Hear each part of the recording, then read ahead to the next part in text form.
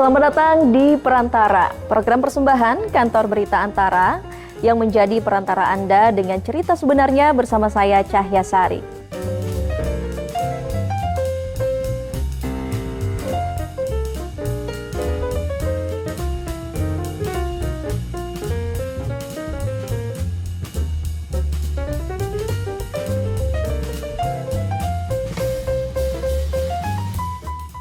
Pemirsa, memasuki pekan pertama tahun 2026, muncul kabar mengenai penyebaran virus flu yang mulai menjangkiti sejumlah orang di berbagai daerah.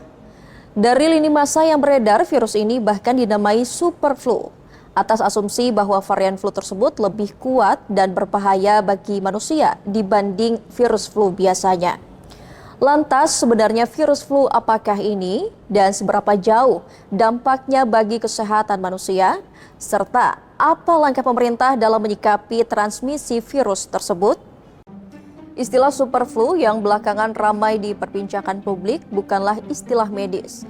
Ikatan Dokter Indonesia atau IDI menegaskan istilah tersebut merupakan sebutan populer di masyarakat untuk virus influenza AH3N2 subclade K. Di dalam negeri, temuan terbanyak berada di Jawa Timur, Kalimantan Selatan, dan Jawa Barat. Mayoritas kasus terjadi pada perempuan dan kelompok usia anak. Sedangkan secara global, peningkatan kasus influenza AH3N2 mulai terpantau di Amerika Serikat sejak akhir September 2025, seiring dengan masuknya musim dingin. Virus tersebut mendapat istilah super flu karena sifat penularannya yang relatif cepat. Namun dari sisi medis tidak ditemukan peningkatan tingkat keparahan dibandingkan influenza musiman yang selama ini dikenal masyarakat. Lalu mengenai kekhawatiran akan super flu yang bersifat seperti COVID-19, IDI meluruskan bahwa meski keduanya sama-sama disebabkan oleh virus, namun keduanya berasal dari golongan yang berbeda. Super flu berasal dari golongan virus influenza, sementara COVID disebabkan oleh virus corona.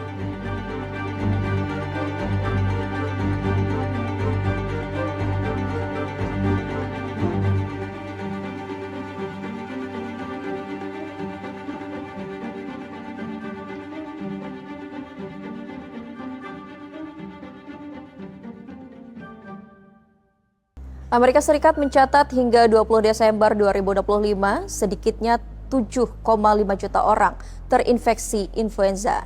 Secara global, sejauh ini lebih dari 80 negara telah melaporkan adanya kasus super flu.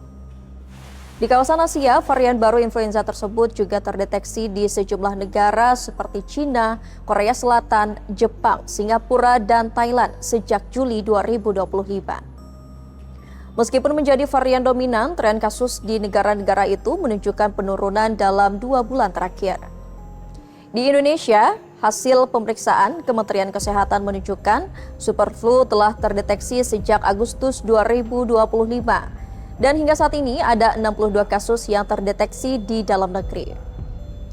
Namun pemerintah mengklaim situasi super flu masih dalam kondisi terkendali dan tidak menunjukkan keparahan dibandingkan dengan varian lainnya.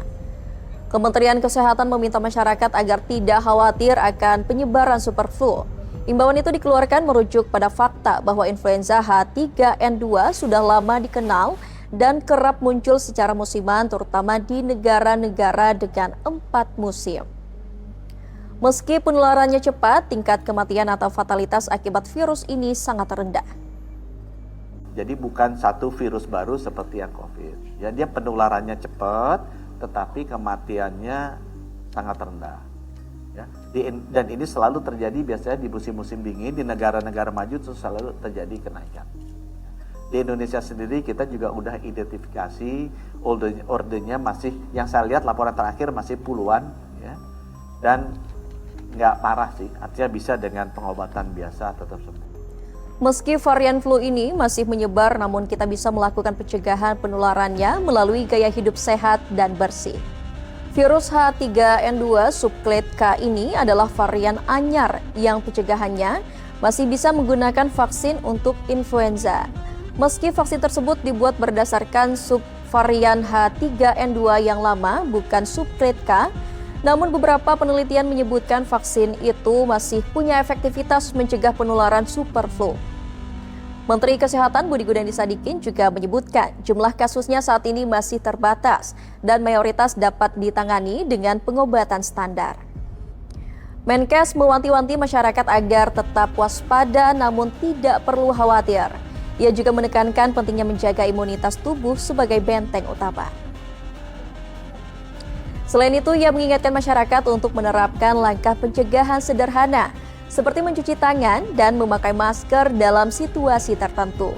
Jika di sekitar kita ada yang kedapatan mengalami gejala flu, maka ada baiknya kita menggunakan masker untuk menghindari penularan virus. Pemirsa, itulah dia tadi perantara untuk episode kali ini. Anda dapat menyaksikan tayangan ini di saluran UC TV, kanal YouTube Antara TV Indonesia, serta antaranews.com. Terima kasih telah menyaksikan. Saya Cahya Sari, pamit undur diri. Sampai jumpa.